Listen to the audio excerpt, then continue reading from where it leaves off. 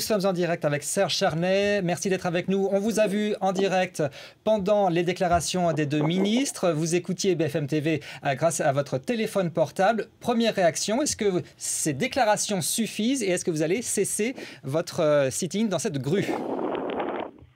Pour vous résumer mon opinion, on se fait encore balader comme d'habitude par des femmes ministres qui n'en ont rien à foutre des pères.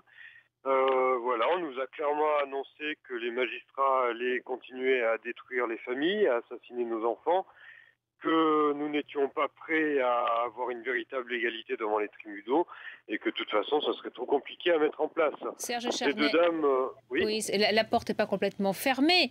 Alors c'est vrai qu'il n'est pas ressorti grand-chose de cette réunion, mais au moins il y a la proposition d'un nouveau rendez-vous pour essayer de faire bouger les choses, justement, pour que les pères puissent avoir plus facilement la garde des enfants.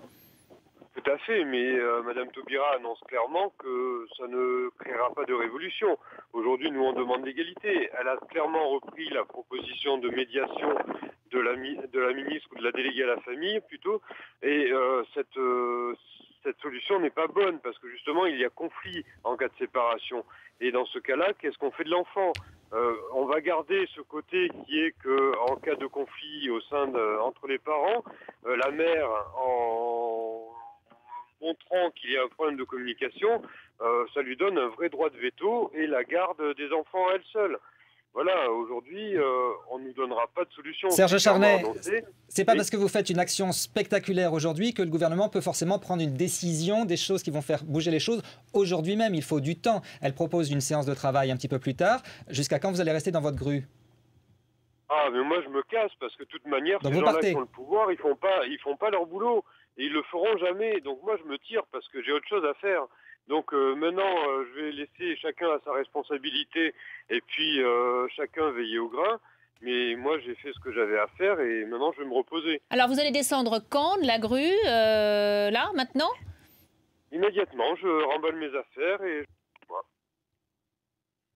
Donc pour vous, comment est-ce que vous allez continuer votre action, votre mobilisation pour pour voir plus souvent votre fils? Est-ce que vous allez accepter cette proposition du préfet qui est une requête express au tribunal pour réexaminer votre situation?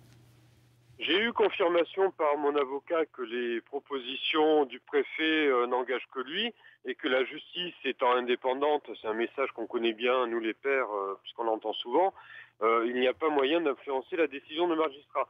Et je sais très bien que je n'aurai pas de nouvelles de mon fils, je ne le verrai pas avant longtemps et ça ne changera rien.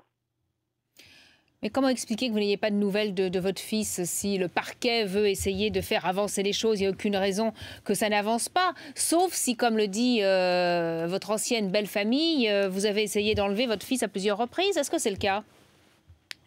C'est effectivement le cas, mais c'est justement parce que depuis le début, on cherche à m'en priver par tous les moyens. Donc aujourd'hui, vous redescendez de votre grue, déçu. Vous pensez que votre action a servi à quelque chose? Elle a servi à faire prendre conscience à ceux qui voulaient bien prendre conscience qu'il y avait un véritable problème. Ça a permis qu'on entende des papas qui sont dans une détresse absolument immense, dans une souffrance énorme. Voilà.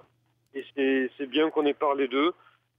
Maintenant, c'est aux médias de continuer à essayer de ne pas oublier qu'il y a les papas au milieu de tout ça, qu'on arrête de parler des femmes parce qu'on parle que des femmes et à chaque fois on nous oublie. Ouais. Donc voilà, c'est à vous de continuer ce combat.